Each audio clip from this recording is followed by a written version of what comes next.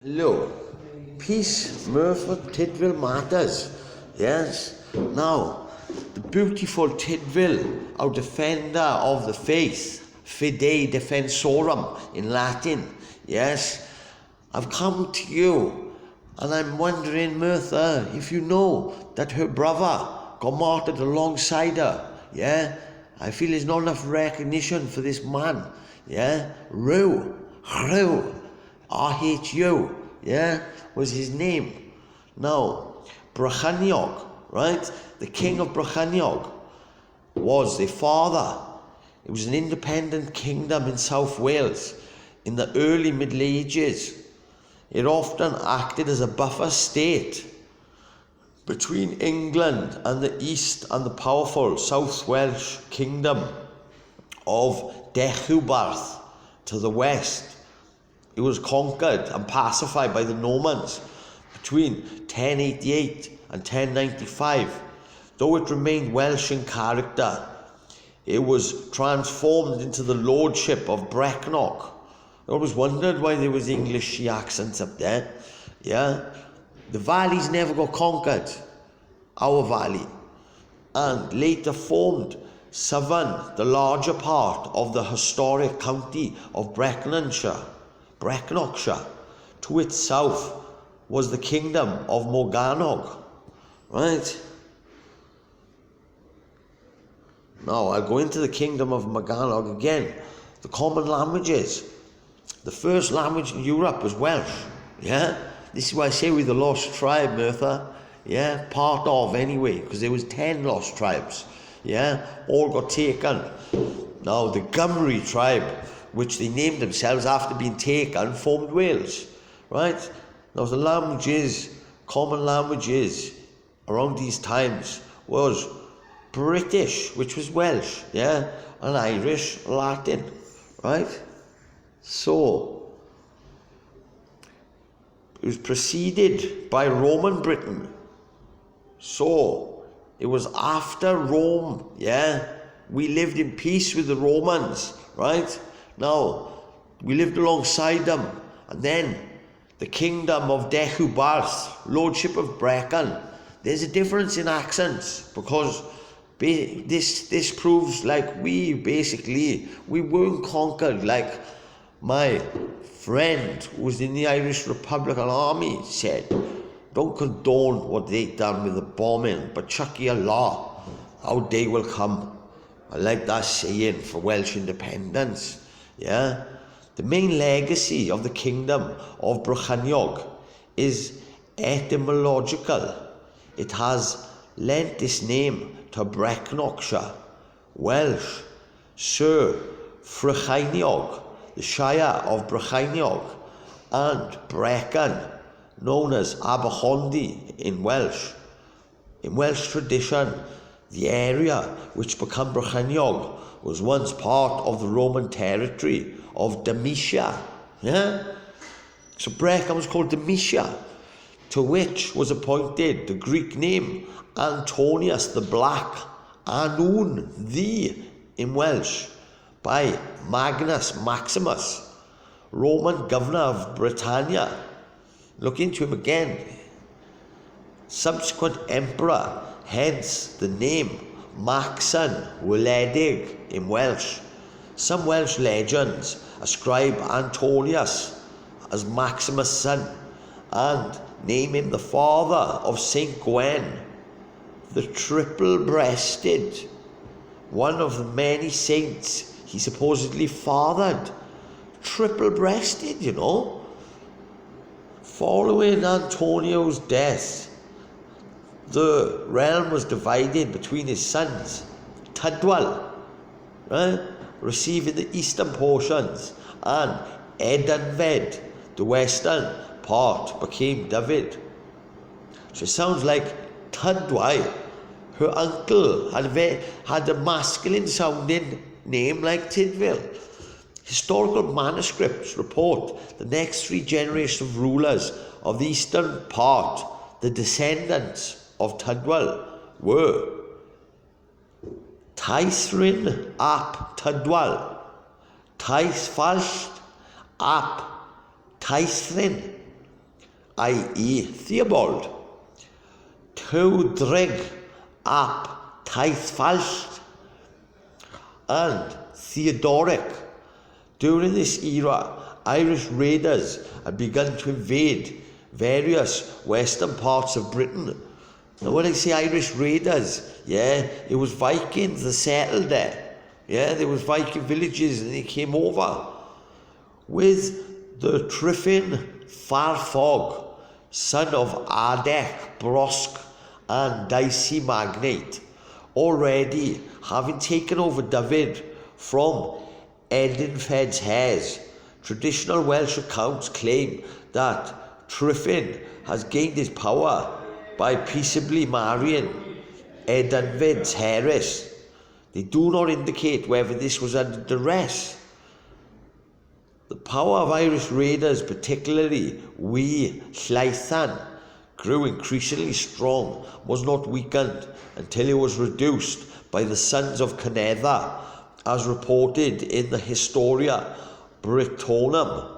Traditionally, Tewdrig carved out from his lands the region around Talgarth, Garth Madron, as a dowry for his daughter, Marshall, when she married Brychan Mac Anlach, the grandson of Tryfin's fraternal nephew, Cormac Mac Erb, in the mid-5th century. Now this is interesting because my granny MacCormac, God rest her soul.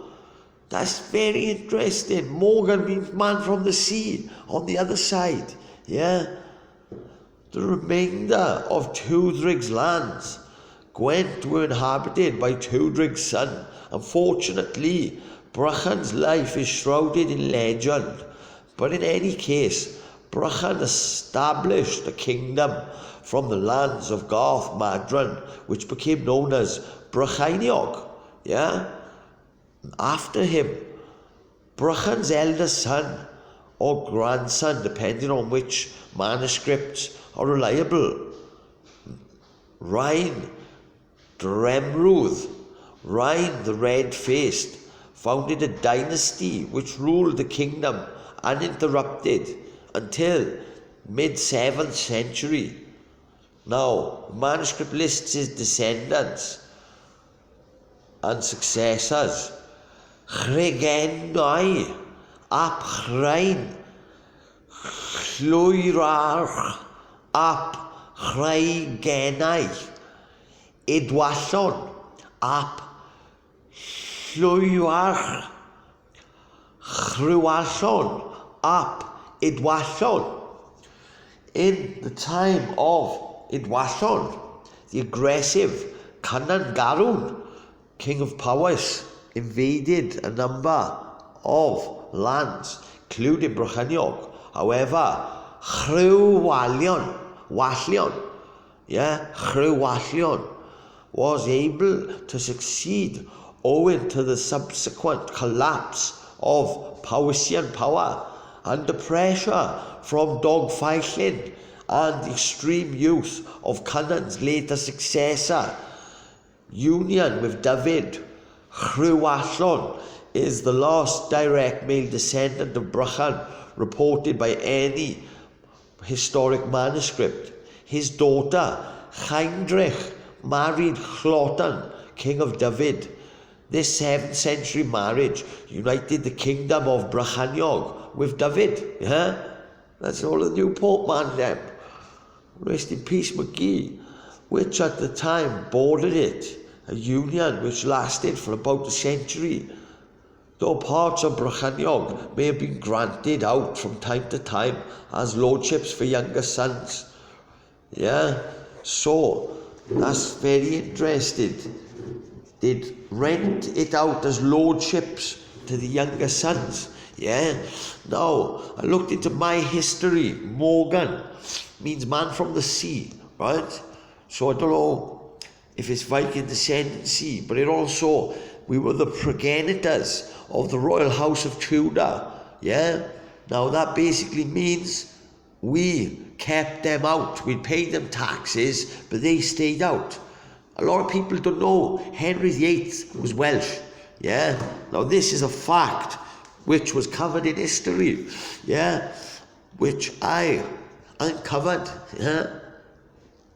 God bless the internet. Right. Now, however, right, in the mid-8th century, Cecil, king of Brycheiniog, invaded, conquering Ystrad Tywi, and thus physically cleaving apart David and Brycheiniog. Yeah.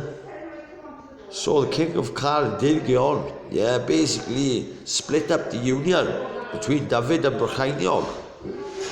Ryan ap Cadwagan, great-grandson of Clotan and king of David, Brycheiniog initially attempted to retain the union. The surviving parts were consequently known as Brycheiniog. However, the impracticalities of ruling two regions physically separated by a power rival kingdom meant that Hrain's brother Aust was eventually made governor of Brecknogshire, while his brother looked after David. Now Hrain was directly ruled only David. Yeah. Following the death of Hrain and Aust, Hrain's son, Tewdwr challenged the authority of Aust's son Elwystni. According to the Book of Llandaff, they were persuaded to divide Brecknogshire between them. Divide and conquer. Yeah, the Tudors, they were persuaded, yeah, and between them swearing on the altar of Llandaff Cathedral to keep the settlement. Soon after, Tewdwr murdered Elwystni, regaining the whole of Brycheiniog. The church apparently forced him to donate Cumdu to the church as punishment for breaking his oath. Yeah, so, because he broke his oath, yeah, they got him to donate Cumdu, a place, yeah, you know Cumdu, right? The mist of time. At this point, records about Brycheiniog's leadership became primarily genealogical and certainly vague, but are unfortunately quite inconsistent with one another and appear sometimes to be confused. Yeah, but we got to go on what we've got. I'd rather know facts which I could try and put together with my common sense than not.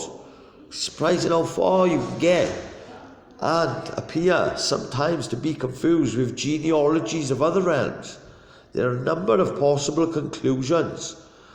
Ryan's son, Tewdwr, also known as Tewdos, had two sons, Maredydd and Nonwy Hen, between whom the land was divided.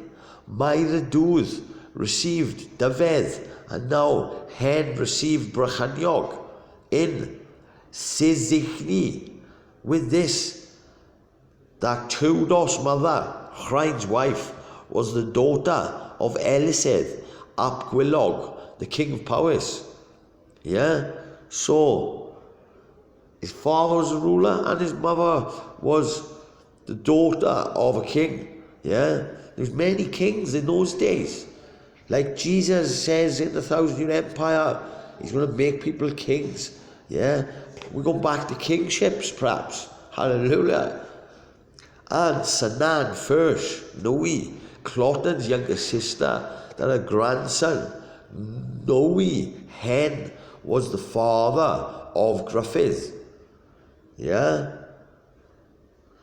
Now, alternatively, that, as in Jesus College Manuscript 20, Noe Hen had a son named Elise, whose daughter was Sanan. Now, Sanan was an unnamed king of Powys. and were the parents of Gruffydd. Now, alternatively, Ryan had 3 or 4 sons.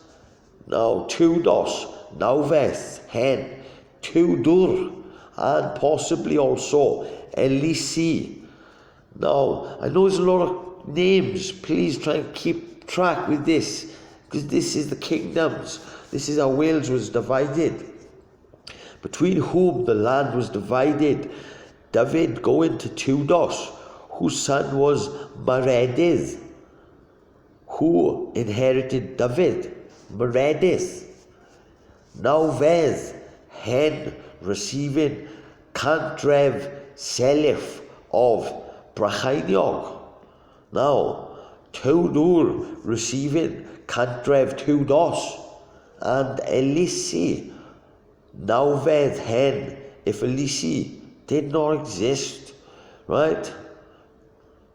So, receiving the remainder of Brecknogshire in close union with this alternative, that Tudor's son and heir was also named Elisi, and his daughter Sanan married Nawi, an unidentified king whose son was Gruffydd.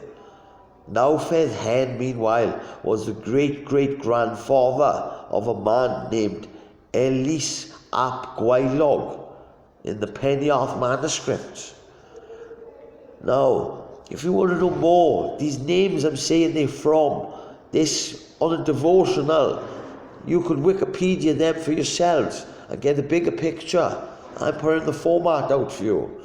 Complicated matters further. Tangwydd ap Tegydd, the king of Furlix, the adjacent realm at the heart of Rhwng Gwy a Hafren, gained a claim on Brycheiniog by marrying a daughter of Elwysty, or of Rhian's grandson Elisi ap Tudor, Elisi ap Nawi Hen, who had only daughters. Geoffrey of Monmouth identifies Gruffydd as Gruffydd map Nogoed, Gruffydd ap Nawi, as one of the princes present at the coronation of King Arthur. The Harleian Chronicle states that in 848, about the time of Gruffydd, or his son Tudor, Isel ap Hywel, king of Gwent, was killed, by men from Brycheiniog in the Battle of Finant, probably referring to Finant near Sar in Brycheiniog, or the Finant near Dachonw in Welsh. The cause and participants of the battle are not otherwise reported, but the Chronicle of Princes states that the killing of Ithel had become infamous as treachery, possibly implying that he'd been on the Brycheinian side of the battle. So a bit of duplicity went on. And what's interesting, Bill, is where they mention King Arthur. He's present at the coronation. Look into this.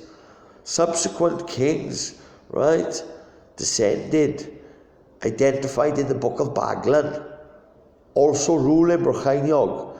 Even through this raises the question how Gruffydd's descendants could rule it at the same time. This is what led to the battle, possibly. Dependency. Gruffydd, whoever his parents were, had a grandson, Elis ap Tudor, known as Elisedd, who is described in the records as being king of Brycheiniog in the time of Afredd. In Elis's time, Viking raids threatened Brycheiniog. So in the 880s, Elisi became a vassal of Alfred to help protect his realm. Indeed, in the spring of 896, Brecknogshire, Gwent and Gwynllwyd were devastated by Norsemen who had wintered at Catford near Bridgenorth that year. According to Asa's contemporary account, Elisa also feared the malevolence of the kings of Saeslwyd. Now, Saesnaka means border people, Saeslwyd, and Gwynedd, who'd succeeded Rhodri Mawr his vassalage, and Alfred provided him with potential support against Saeslwg. According to an early 14th century writer, King of Brycheiniog and Felix, named Haganus in Latin, noting that Edward the Elder, King of Mercia, was preoccupied by the great heathen army attempted to conquer or raid Mercia. However, what he'd not predicted was that Edward's sister, Aethelflaed, the daughter of King Alfred and widow of Earl Eithred of Mercia, would be a force to be reckoned with.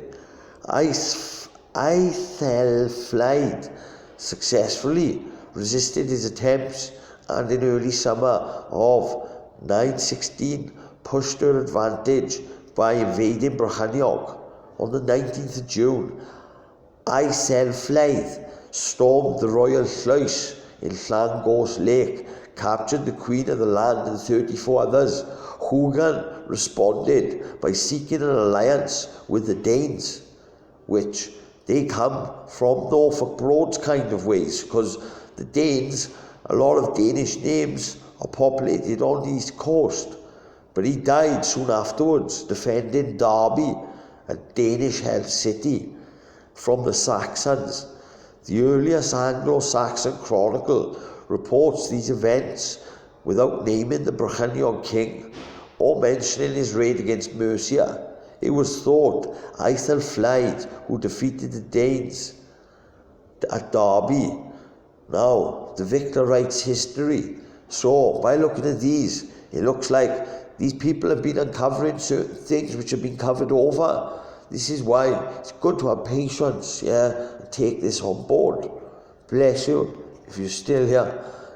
As a result of Hogan's behaviour, his son, Hogan, nice name, Druffyn, also as Tryfyn, was forced by King Athelstan to pay tribute. Athelstan's godson and namesake, Elistan Glorith, deprived Dyffryn of Ferlix, merging it with his own realm of Welsh. Nevertheless, records like the Book of Baglan still have Dyffryn's descendants as rulers of Brycheiniog. Hugan, and hence Dyffryn, is named there as direct descendant of Tangwydd. What state the kingship of Brycheiniog was in at this time is not completely certain.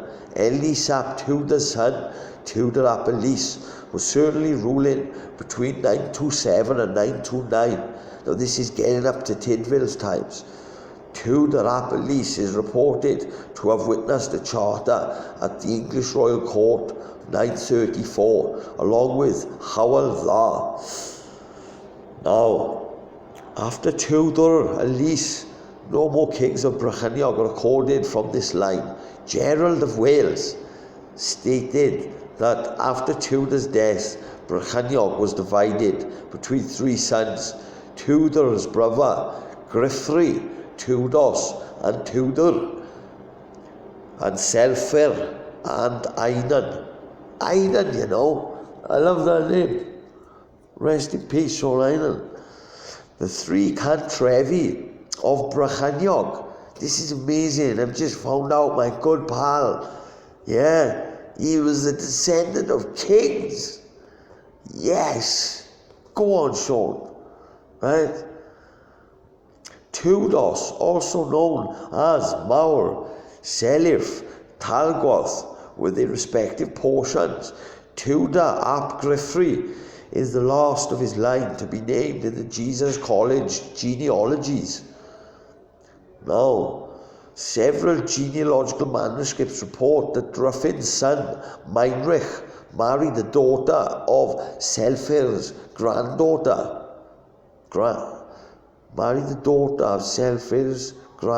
The Book of Baglan reports that Meinrich's son Bleddyn became king of Brycheiniog. Bleddyn was the ruler at the time of the Norman invasion. Bleddyn married the sister of Rhys ap Tudor, the powerful king of Deheubarth. So before the Normans come over, there was a lot of infighting in Wales. I think this is how we got took over. End of the kingdom. Many Welsh princes had been vassals or allies of the Saxon kings, so actively supported the rebellion of Eadric the Wild against the Norman presence in England. In 1070, after suppressing Eadric's forces in England, William Fitzhobem, 1st Earl of Hereford, attacked South Wales, defeating 3 of his kings. Notably, he is not described as having defeated a king of Brycheiniog. This past behaviour of Welsh princes naturally made the Normans ill-disposed towards them. When anti-Norman revolt broke out in North England 10 years later, over the previous century, Deheubarth had been contested between the heirs of Maredydd ab Owain's brother Einan, such as Hywel ab Edwin, those of his daughter Angharad, such as Gruffydd ab Llywelyn, whoop whoop, and rulers of Morgannwg. Rhys was Einan's line. 1088, Gruffydd's son-in-law and his son-in-law's son-in-law, Bernard de Newfmarsh, took part in a rebellion against King William Rufus without being punished for it. Emboldened by this, Bernard launched attacks on an area under Rhys's influence, Brycheiniog, while the sons of Bleddyn ap Cynfyn, Gruffydd's half-brother, attacked Deheubarth. This was likely a coordinated action between Bernard and Blevins' sons. Bleddyn was defeated at the Battle of Caerbanau, one of Blevins' castles and the former Roman army camp, while Rhys was forced to flee to Ireland. An undated charter of Bernard de Newfmarsh mentioned all the teeths of the lordship which he had in Brycheiniog, in the woods and plains, as well as Glasbury. 1655 charter included in a publication, Monisticum Anglicanum by Roger Dodsworth, which amalgamated it with another of Bernard's charters, the latter being dated 1088. The charter mentioning Brycheiniog was then re-established in 1867. Working Historia Cartularium Monasteri Sancti Petri Gloucesterii by William Hart, and the added marginal gloss AD 1088. Some people concluded from 1867 Gloucester Bernard must already have regarded himself as Lord of all Brycheiniog. However, with Irish aid, Rhys was able to gradually establish himself in Deheubarth. In 1093, Bernard decided to replace Caerbanau by constructing a more military advanced castle, Brecon Castle, at a more strategic location 3 miles away, demolishing Caerbanau to reuse the material. Rhys and Blevin sought to use this to their advantage by attacking Bernard while the new castle was unfinished. They've gone on him while he's building his castle. But at the subsequent Battle of Brecon in April that year, Rhys and Blevin were killed. The Welsh annals, clearly state Rhys was killed by the French who were inhabiting Brycheiniog, which also implies the kingdom of Brycheiniog had been destroyed at this point. There was French settlers with Brecon.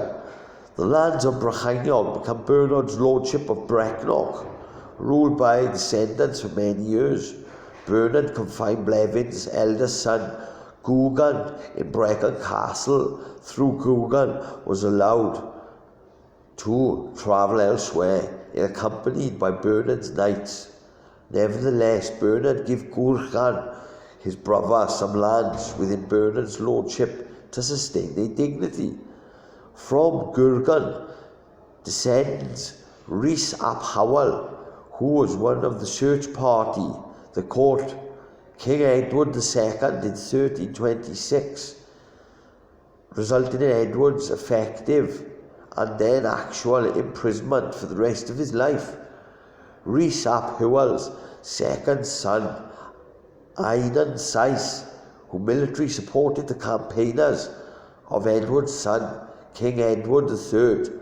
Einan's great-grandson was David Gam, an enemy of Owain Glyndŵr and a hero of Agincourt, from whom he descended the present Earls of Pembroke. Now this is interesting because Agincourt, now this would have been when Anne Boleyn, Anne Boleyn married Henry VIII, so Agincourt